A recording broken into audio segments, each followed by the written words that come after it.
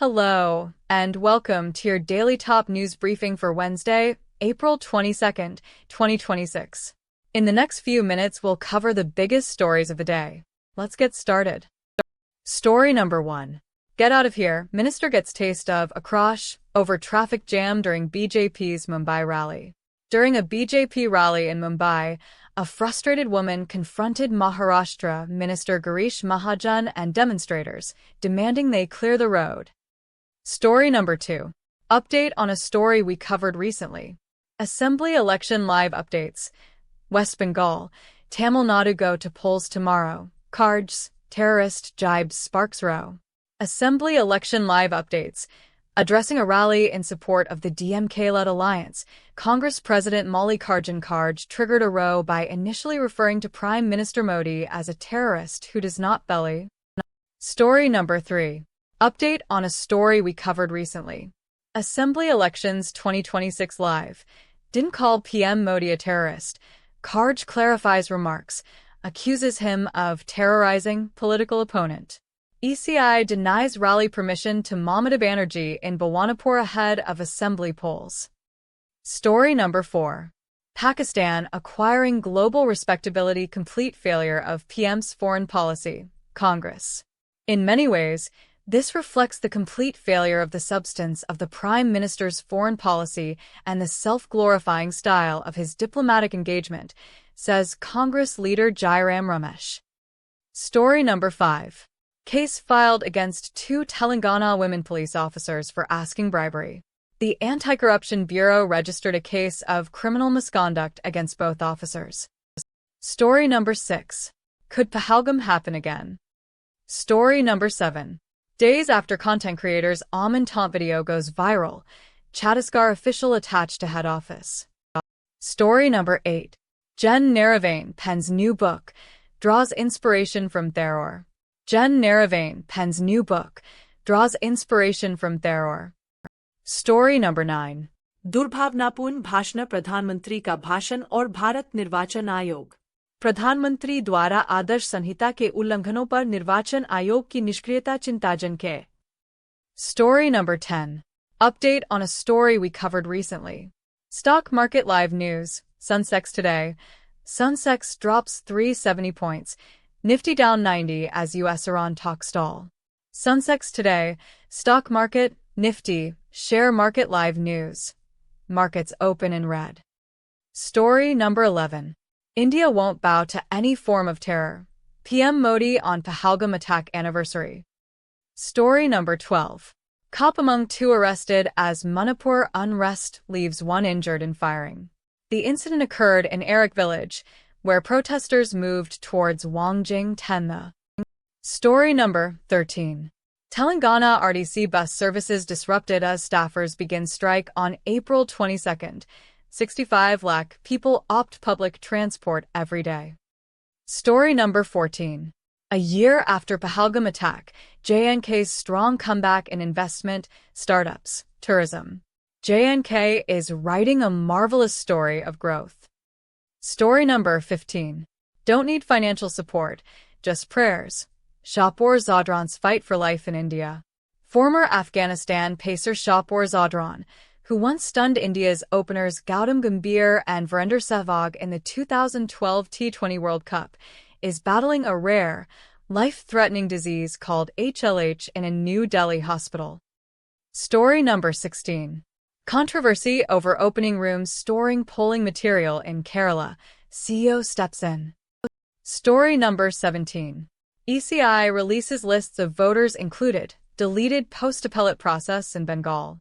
The Supreme Court last week ordered the inclusion of cleared voters in the electoral roll at least 2 days before polling to entitle them to vote. Story number 18. Update on a story we covered recently. Strait of Hormuz disruptions, not distant events, have direct implications for India. Rajnath in Germany. For a developing country like India, which relies on the West Asian region for a significant share of its energy requirements, disruptions in the Strait of Hormuz are not distant events, they are stark realities with D. Story number 19. Trump's big credit to Asim Munir, Shehbaz Sharif, for Iran's ceasefire. How Pakistan gains from it. Pakistan's Prime Minister later thanked Trump for accepting Islamabad's request. Story number 20. 50 Shades of Anger? Bengaluru woman ties lover on pretext of good time, sets him ablaze. A woman in Bengaluru has been arrested for allegedly setting her boyfriend on fire during a BDSM session. The 27-year-old reportedly doused her partner in inflammable liquid and ignited it after tying him up. Story number 21. Big dip in visitors, 30% occupancy in hotels. Kashmir tourism limping back, but long way still to go, say stakeholders. Story number 22. Trump extends ceasefire and hopes for unified proposal. In a social media post, President Trump announced an extension of the ceasefire in the war on Iran. Story number 23. Iran war live. Trump says ceasefire extended as talks with Tehran in limbo. Lebanon's disaster management unit raises death toll from weeks of Israeli attacks to 2,454, with 7,658 people injured. Story number 24. Trump buys time for Iran deal after frantic day of diplomacy. The U.S. president's decision marked the second time in as many weeks he has backed off a threat to escalate the war, buying more time. Story number 25. FIFA unlocks more World Cup tickets and adds new, more expensive categories. Football's governing body puts more tickets on sale but has introduced new premium price tiers that angered some fans. Story number 26. Phone tracking shows how Colombian mercenaries backed Sudan's RSF, report. The Conflict Insights Group, CIG, says its research also shows the extent of UAE involvement. Story number 27. Tehran held military parades as ceasefire was set to end. Videos show large crowds attending a military parade in Tehran on Tuesday as the U.S.-Iran ceasefire deadline approached. Story number 28. Virginia approves redistricting, giving Democrats edge in midterms. The new maps in Virginia could make it easier for Democrats to take control of the U.S. House of Representatives in November. Story number 29. Argentina's Milei sings and lights torch for Israeli National Day. Argentine President Javier Milei sang and lit a ceremonial torch at Israel's 78th Independence Day celebrations. Story number 30. Iran sees mass redundancies from war with U.S. and Israel. The impact is being felt by manufacturers, retailers, and the digital sector, amid warnings it could get worse if the war resumes. Story number 31. Update on a story we covered recently. Tim Cook's legacy is turning Apple into a subscription. The soon-to-exit Apple CEO went all in on services. Now the incoming CEO, John Ternus, will need to embrace the AI era. Story number 32. Tim Cook was an innovator, just not the Jobs kind. Under Steve Jobs, Apple released the groundbreaking products that define the company. But the company wouldn't be what it is today without Tim Cook's reign of ruthless efficiency. Story number 33. Update on a story we covered recently. Tim Cook is stepping down as CEO of Apple. Here's a look at his 15-year legacy, from new products and services to China expansion. Cook, who joined Apple in 1998, succeeded Steve Jobs as CEO in 2011 and went on to transform Apple into a $4 trillion powerhouse. Story number 34.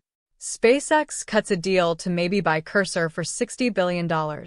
With an IPO looming for Elon Musk's SpaceX/xAI/X combo platter of companies, SpaceX has announced an odd arrangement to either acquire the automated programming platform Cursor for $60 billion or pay a fee of $10 bill.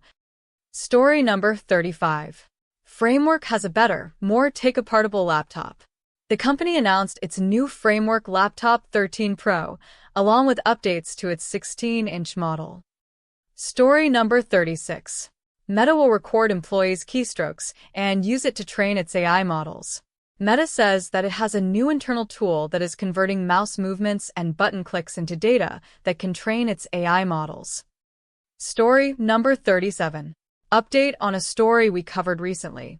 Mozilla, Anthropic's Mythos found 271 security vulnerabilities in Firefox 150. CTO says new AI model is every bit as capable as world's best security researchers. Story number 38. OpenAI beefs up ChatGPT's image generation model. The ChatGPT Images 2.0 model is here. Our testing shows it's better at creating more detailed images and rendering text, but it still struggles with languages other than English. Story number 39. Redwood Materials lays off 10% in restructuring to chase energy storage business. The company is restructuring some teams to accommodate a booming energy storage business, according to emails viewed by TechCrunch. Story number 40. Pentagon wants $54 billion for drones, more than most nations' military budgets. The proposed Pentagon drone investment rivals Ukraine's entire military budget. Story number 41. We translated the Palantir Manifesto for actual human beings. Palantir's CEO Alex Karp is a man in charge of one of the most important and frightening companies in the world. Karp's new book, co-written with Nicholas Simiska, is called The Technological Republic. Story number 42. Update on a story we covered recently.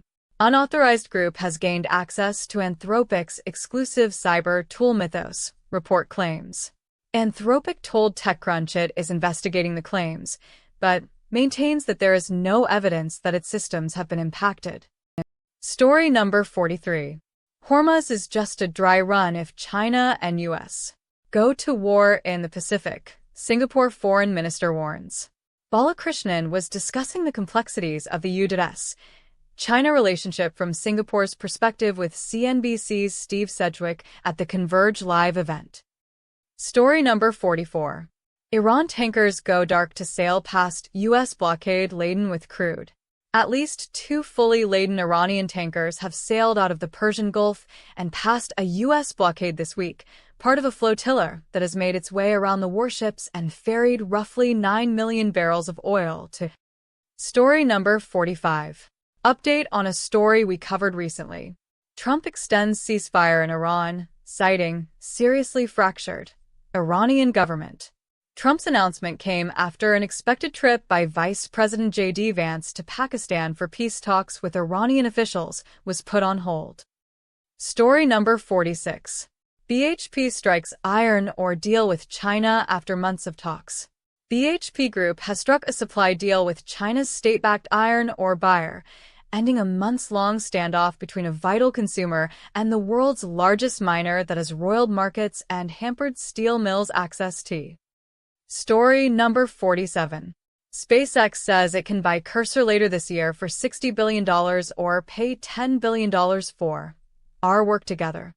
SpaceX said it's obtained the rights to buy coding startup Cursor for $60 billion later this year or pay $10 billion for the work they're doing together.